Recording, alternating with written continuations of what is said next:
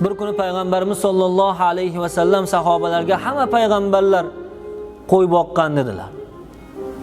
Sahobalar ey Allohning rasuli siz ham qo'y boqqanmisiz deyishdi. Ya'ni Madinadagi ansonlar Nabiy sollallohu alayhi va sallamdan so'rashyapti. Siz ham qo'y boqqanmisiz? Ha, men ham qo'y boqqanman.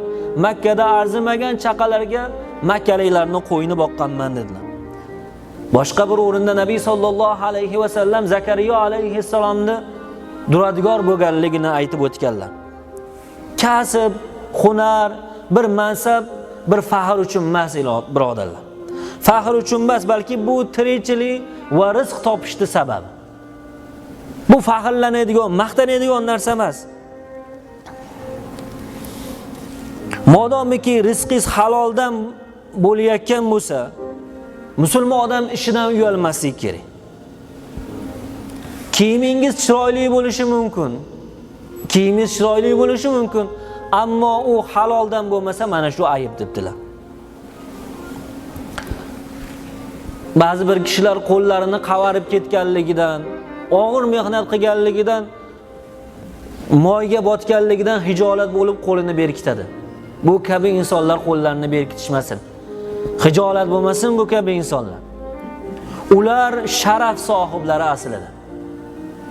Ularda mana shu loqaydligidan, ta'madan behojat ekanligiga qo'llari dalil bo'lyapti. Ya'ni halol mehnat qilyapti. Birovga bir borib ta'ma qilmayapti. Shu odamlar aslida sharaf sohiblari. Bular uyalmasligi kerak. Hijolat bo'lmasliklari kerak. Chunki ular halol mehnat qilyaptilar. Ulamolarimiz aytayaptiki, otangiz oddiy kasbi bo'ladigan bo'lsa, otangiz shu oddiy kasbidan uyalmang debdilar.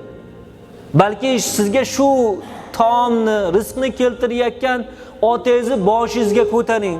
Shu rizqni sizga tortiq qilayotgan otangizni qo'lini o'ping deyapti. Otangiz mana shunday buyuk ishni qilyapti deyaptilar. Sufyon Savriy rahimahulloh aytadilarki, o'zingizga botillarning yo'lini tuting debdilar. Siz botillarning yo'lidan yuring debdilar. Botillarning yo'li qanaqa yo'l desa, ular halol kasb qiladilar. Ular oilalarini nafaqa bilan ta'minlaydilar debdi. Biz botil desa qo'rqmas, birovga bir kuchini, quvvatini ko'rsatib qo'yadigan odamni botil deymiz.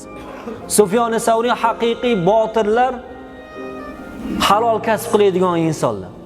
Oilasini nafaqa bilan ta'minlab qo'yadiganlar haqiqiy botillar deyaptilar.